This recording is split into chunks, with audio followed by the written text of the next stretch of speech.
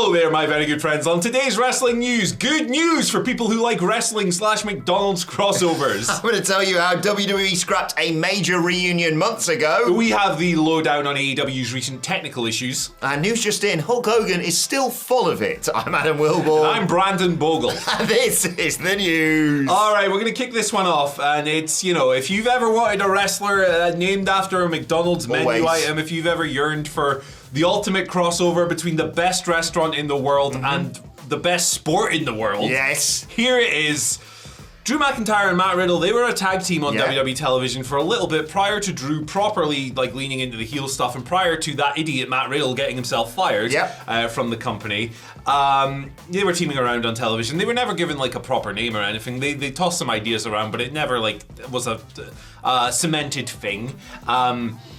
WrestleVotes have come through with a report, and the proposed name is going to blow your wig off, as it did mine. That's why I'm not wearing it. I'll just read the tweet. Prior to his departure from the company, I'm told there were significant plans for a Matt Riddle-Drew McIntyre tag team. So much so, various merchandise items were designed with the team name McRiddle. Genius, no notes. This is not a joke, WrestleVotes says there. So, whether or not this would have involved a crossover with Ronald McDonald's award-winning, internationally renowned, greatest restaurant, bistro, culinary experience on the planet, whether or not they'd have co-promoted, I don't know. I personally would pop to see Grimace taking an RKO as part of this. KFC stuff in the past, haven't they? Yeah, why the heck not? They did Dolph Ziggler as the Colonel, remember? I remember. You could do... who's dressing up as Grimace, brother? I have no idea. Let us know in the comments. Yeah, someone really tall. Bring back the Great Khali. Yes. Massive Grimace just walking around. But yeah, this obviously we've had a bit of fun with the thumbnail and stuff today. But... yeah, I mean, it's not as quite as bad as the Viking experience in the pantheon of terrible team names, but it's pretty bad. Yeah, I think it's funny, and I might have even been tempted to buy the t-shirt, but I really don't think it's something that you should be doing with a former world champion and potentially one of the best heels they're going to have on WWE, Drew McIntyre. I think it might have slightly undercut that turn.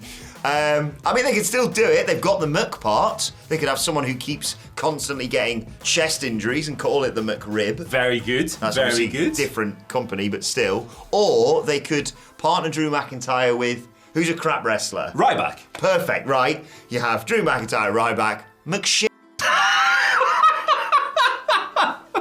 The counter-culture classic. I've just done that to Pop Andy because we were talking about it in the office the other day. Yeah, I mean, if you've not seen the t-shirt, it's sensational. I first saw that t-shirt when I went to Prague. I was 19, 20 years old, and we went to some market, me and my friends, and there was this geezer selling all kinds of stuff, smoking paraphernalia, other sort of stuff, bits and pieces, things you would associate with that. And then I looked in the background, and hanging right there's a green t-shirt with the McDonald's logo. Take that, Ronald, you scoundrel. And you shut up and take my money. But the joke's on him, really, because McDonald's is goated. Yeah. So if you don't like McDonald's, I'm not your friend. I respect your taste, but I can't be your friend. Hot tip for you. Don't just get a burger meal, right? Basic. Get yourself a hamburger and 20 nuggets and put the nuggets in the hamburger. Tidy. We've done our McDonald's orders so many times on this channel, but as you can tell, we are both fast food enthusiasts. No prizes for guessing what the WhatCulture lunch is going to be today. Oh, listen, that's not a bad idea. If we can get in the building, who the heck knows? Yeah. Well, we're in it right now, so what is this video? What are we doing here? We've put Ronald McDonald in the thumbnail, we got this spooky prick in the background. He's the reason we changed our logo. They should never have made me channel manager, man. It's gone nuts. Anyway. Right. Let's talk DIY. Let's talk about serious stuff. Yes. They obviously reunited on Raw this week. Great to see Gargano and Ciampa back together. But according to a report from Fightful Select, this has been in the works for a while and was actually planned months back. It was all going to be around Ciampa fighting for the World Heavyweight Championship. Judgment Day, we're going to get involved. Gargano was going to come down and make the save. It was going to happen, basically, until Fightful said WWE's plans changed heavily in the days leading up to the Raw on the 19th of June, and obviously this was eventually scrapped. Bit of frustration. Obviously, Gargano went missing from telly for months, but they finally pulled the trigger on it on Raw this week. Better late than never, I suppose. Yeah, delayed by 3 months or so. I'm glad they finally did it, because Johnny's been drifting without any clear direction for a while. Ciampa's had bits and pieces pieces here and there. The Intercontinental title stuff was really good. Obviously. Yeah, great match with Gunther. Yeah, Gunther's man, he might be the wrestler of the year, you know. Can't argue against that. No, like he's right up there. You know, they had the stuff with the Miz, which personally not for me. But the Gunther stuff was sick. So I'm glad they put them back together. It just makes sense throwing them in that tag division. Yeah. I think they'll probably be the ones to dethrone the Judgment Day eventually. Might be. But yeah, this guy would be great in the Judgment Day too. Or do I think it's going to be Cody and Jay this weekend? There's a bit of me that's going to bite on a pinfall for that one. It's going to be good. But yeah, really happy to have DIY together. It's the best use of them for now, and you can literally just, not to an exact point, but copy-paste what you did in NXT with these two, because it was awesome.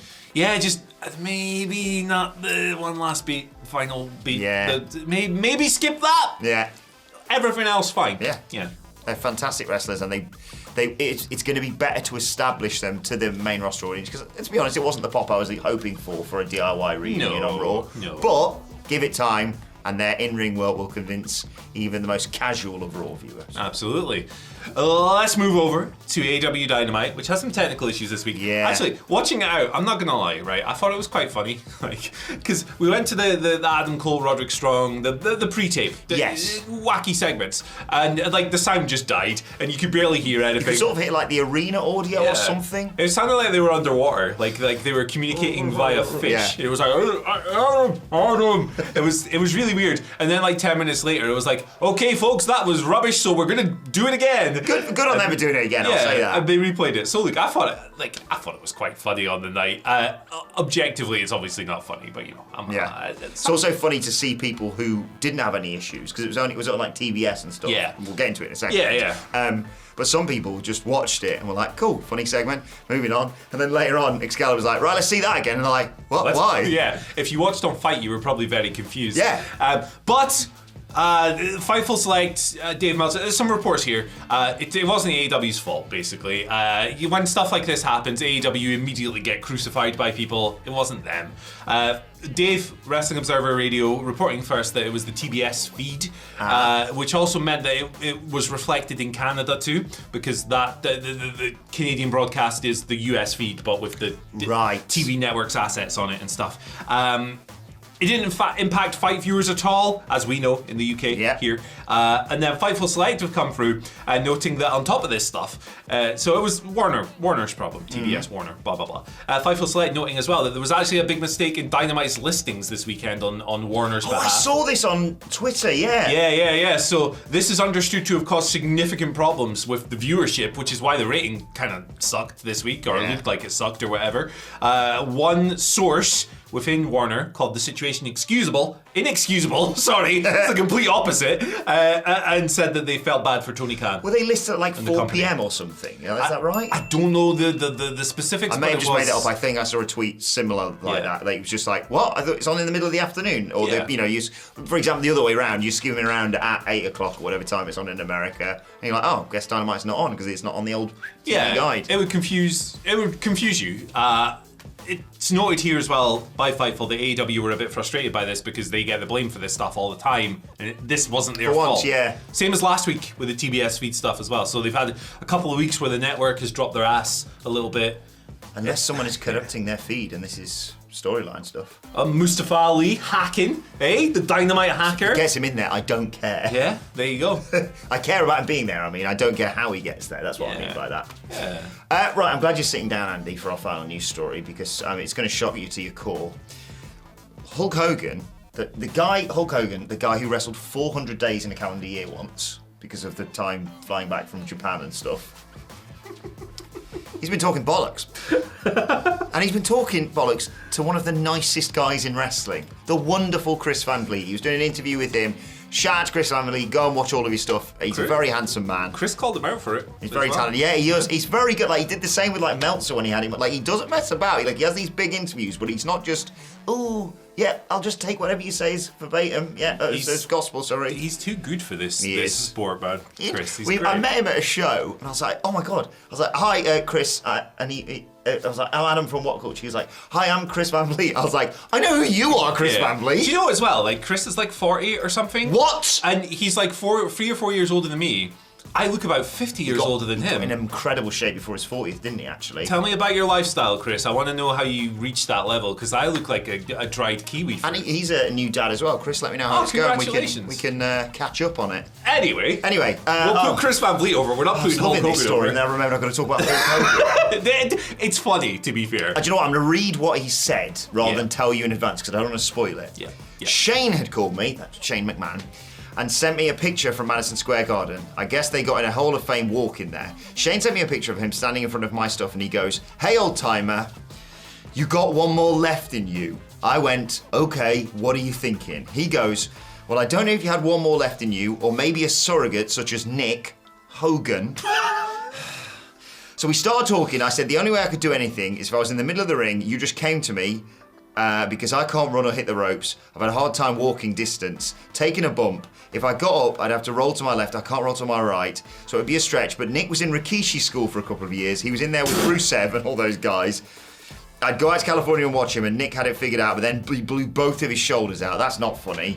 I said... That's probably not true. It's also probably not true, yeah. I said, maybe, I don't know, there's maybe something we do, something, whatever the storyline is. Maybe Nick is a heel and says that Shane destroyed his father's career. So what he's claiming there is Shane McMahon called him and pitched a match at WrestleMania 39 with Hogan, and Hogan went, "Hey, I ain't got it anymore. But how about we do a storyline instead with Vince and Hogan, with the sons, Shane and Nick." As if they needed to, Fightful Select reached out and a WWE higher up responded saying, "Yeah, in no way is that true. I can't think of a time in the last 13 or 14 years that Nick Hogan's name was brought up at all, much less in a creative capacity. There has never been a serious conversation about him being involved in anything that I can think of. Even when Hulk would mention him being involved in would mention him being involved in things, there just wasn't an interest or a benefit in that." So yeah, this story is complete nonsense. Two things. There's a bit where Hulk Hogan goes, "Yeah, but we couldn't do it because Shane blew out his quad or something like that." Oh yeah, I forgot to mention that bit. Yeah, he got hurt. And then Chris Van Vliet said that happened at WrestleMania. Yeah. Hulk. And he was like, whatever. So you were a gorilla going, "Oh, bloody hell." Yeah, it's not happening now. Flipping idiot. And number two, like the idea that Shane McMahon ruined Hulk Hogan's career. Like, Shane McMahon ruined Hulk Hogan's career, and, not a profound hatred of ethnic minorities as expressed on a really weird sex tape. Yeah. That's what ruined his career. We were there the last time Hogan made an appearance at WrestleMania, weren't we? We were, and it was flipping weird. What was the reaction like? It was the weirdest crowd reaction of all time. Yeah. It was an initial wave of... So like the gut wrestling fan reaction. That was me, because I've never been there for a Hogan entrance. Like the gut wrestling fan reaction when you hear a theme that you haven't heard in years or whatever, or you never heard live, is to go, "Hey!" Like you do it without thinking. So there was a split second of that, and then there was... Yeah, it was in a very different way. It was kind of similar to, remember when Cena returned at the Rumble? Everyone was like, "Yeah, wait a second, we hate this guy." Yeah, it was like the inverse of that. Yeah, very different scenario from the real life situation. But yeah, it was really weird. Like that, I know it reads a lot differently when you watch it on screen, because obviously they edit audio. Do they? But mind blown. But in the arena, it was so strange. But yeah, I mean. I do love Hulk Hogan's lies, though. That thread by, I think it was Alan Cheapshot. Yeah. Some of it, like, they would be really, really funny if he wasn't such an asshole. Good point. Right, let's move over to your questions. We've taken them from the YouTube community page. We also take them from Twitter sometimes, at WhatCulture WWE, and on YouTube. Make sure you subscribe and go over to the community section. You can send us your questions in there. And hey, subscribe to the WhatCulture Wrestling podcast. Watch it on YouTube as well. Sorry, I've just kicked you. Watch my shoe. Michael Stock starts us off. Michael Stock. Hey guys, thinking about contracts ending, what are your thoughts on Ricochet possibly jumping to AEW and bringing back the Prince Puma gimmick that was so good in Lucha Underground? Ricochet would be great. Yeah, he would be fantastic. He'd be great anywhere he goes. Obviously, he's had his ups and downs in WWE, of course. But I really thought he was onto something with the Braun Strowman tag team before Braun's injury. It was just a lot of fun. The big man, little man. Well, I mean, Ricochet's not even a little man. No. He's quite tall. But, the powerhouse high flyer combo is classic. And I love it. So I don't know if Ricochet would even want to leave WWE. Obviously, his partner, Samantha Irvin's there as well. Yeah. Which is, important. Not that I think it would stop him from going, but like it'd be consideration. I think he's very happy there, to be honest, even when he isn't like all that featured. So I don't know if it would happen, but I think he'd be great. As Prince Puma, hey, why the hell not? Let's get wacky. Let's get a dragon in there, like a literal dragon. Was there a literal dragon? There was certainly a monster that lived in a cage in Lucha Underground that ate people. I really missed the boat on Lucha Underground. I feel like that would have been very up my street, you know? You know, if it debuted today, we could have a lot of fun with the content, for sure. The thing is, there's a bit of a conspiracy theory doing the rounds right now, Andy, that like Jade Cargill and Adam Copeland was a trade rather than just a coincidence that was coming together. So, if Ricochet goes one way, this is the entire AEW roster. Who's going the other way? Let me tell you, who we got? Trading for Ricochet. Swap for Ricochet. So we want a comparable wrestler, you know, like really exciting in-ring talent. So basically, whoever this is has to tag with Braun Strowman. Yeah, they're teaming with Braun Strowman. They're explosive, high flyer, underused. Ray Phoenix. Oh, okay. Okay. Thank you very much. Ray Phoenix, I was hoping it would be like something weird. If you're wondering why I've got this, by the way, there's a video coming out later today. Yeah, this evening, we have a video. We're doing 10 wrestlers WWE should steal from AEW. We have done a little bit of work on it. There's like half of it is people that we've genuinely thought about and considered and used our wrestling journalist ability to analyse. Yeah. And 5 just names pulled out of there, and it is, I don't want to hype it up too much, but spectacular. Yeah, it's sensy. Check that out later on today. Jonesy Jones says, good morning. Morning, Jonesy. Is that John Harrison? I don't know. It might be. Do you think there is any chance that Carlito could be the LWO's mystery partner at Fastlane? Yeah, because right now it's Ray and Santos, and we presume Cruz del Toro are whacking wild, but that's not been confirmed. Yeah, big Carlito's been re-signed for like 4 months. Oh, yeah. They haven't done anything with him. What? It's turning into Davey Boy Smith Jr.'s return. Yeah. That was weird. Yeah, they make sense. Like he was aligned with them in Puerto Rico the other month. It was great. It was fun. Yeah, that was awesome. He's back. He's signed. They're just waiting for something for him to do. Yeah, I think it makes sense. I mean, I hate to be the boring, sensible one for once on this news.